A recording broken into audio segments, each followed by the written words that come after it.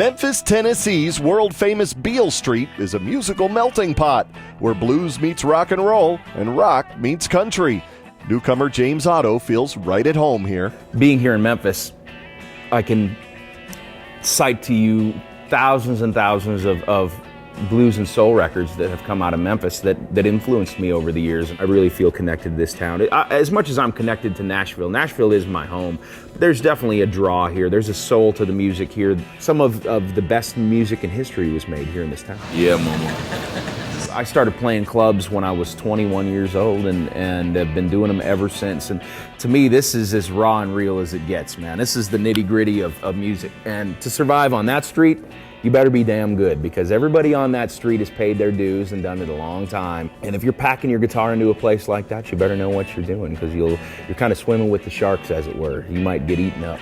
And speaking of eating, we're about to go stuff our faces. he knows what he's talking about. If you want to get the true taste of Memphis, you have to make a stop at Charlie Vergus's Rendezvous Ribs. What do you need to say? What is the greatest?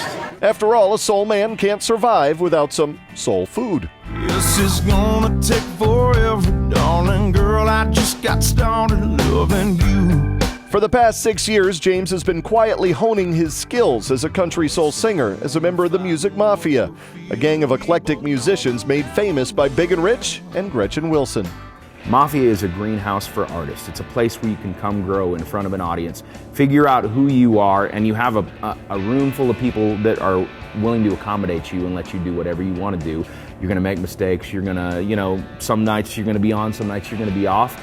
But, that's part of being an artist. And you learn those lessons there. And now, his training is complete. And like Big and Rich and Gretchen, James is ready to step out on his own. I get to play every Tuesday and do those things with Mafia, but now I'm ready to go out and play full-time into these clubs and really, connect with the people that I've been dying to get in front of for years.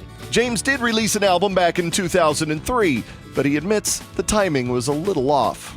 It's been 5 years. I'm a different person than I was 5 years ago. If you can go through those ups and downs and go through all that stuff and come out the other side and be resolved to be the kind of person that you want to be, I'd definitely say that I'm stronger.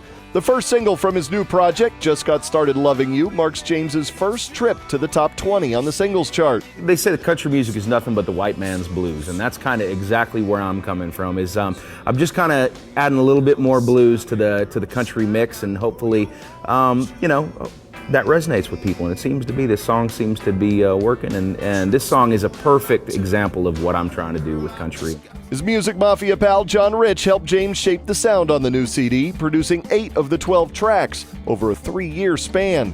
The other 4 songs were produced by James's brother-in-law, Rascal Flatts' Jay DeMarcus. Family is the best way to put it. Family made this record come together. I've got my Muzik Mafia family on one side with John producing 8 of the tracks on this album. And then to have Jay, my brother-in-law, Jay DeMarcus, come on and produce these tracks, he's got a totally different perspective on the world. It's having, 2 different sides. Somebody that knows me in a totally different way and was able to bring out something different. And I feel like we got a really great rounded record out of the years and process that we spent making it. John and Jay not only helped with the music, they also have taught James a lot about the business side. I hope that I can avoid some of the pitfalls of the business. Like I said, I've got a front row seat to everybody's success and failures, and I'm gonna hopefully navigate my way through them. Well, James is living proof that patience and tenacity in this business are just as important as talent. It's great to see him finally get his shot.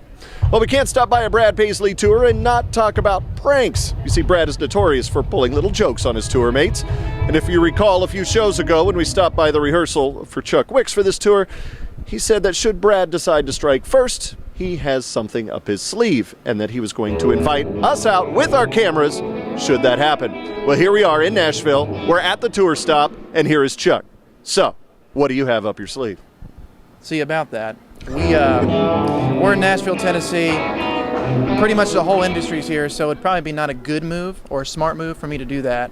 It'd be great for Brad to do it because I'm the new guy, the rookie, so. Job security? Job security.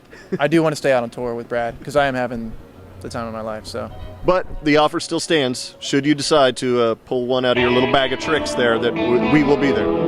when I finally disclose what my bag of tricks is, you guys will be there with GAC. Stormy will be there. Speaking of pranks, he's kind of pulling one on us right now. He's a little loud back there. See, the thing about Brad is he likes to play his guitar a lot, especially when people are doing interviews. I'm kidding. I'm totally kidding.